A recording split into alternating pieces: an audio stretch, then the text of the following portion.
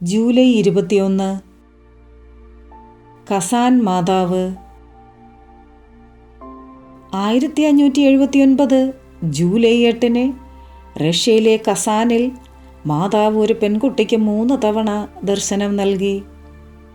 തൻ്റെ ചിത്രം ഇടിഞ്ഞു പൊളിഞ്ഞ ഒരു വീടിൻ്റെ അവശിഷ്ടങ്ങൾക്കിടയിൽ നിന്ന് കണ്ടെടുക്കാൻ നിർദ്ദേശിച്ചു. എന്നാൽ കസാനിലെ മെത്രാനോ വൈദികനോ ഇത് വിശ്വസിക്കാതിരുന്നതിനാൽ അവൾ തൻ്റെ അമ്മയോടൊത്തുപോയി ചിത്രം കണ്ടെടുത്തു. ആ ദിവസം തന്നെ ജോസഫ്, നികിത എന്നീ 2 അന്ധർക്ക് കാഴ്ചശക്തി ലഭിച്ചു. മെത്രാൻ അന്ന് തന്നെ ചിത്രം കണ്ടെടുക്കപ്പെട്ട സ്ഥലം സന്ദർശിച്ചു.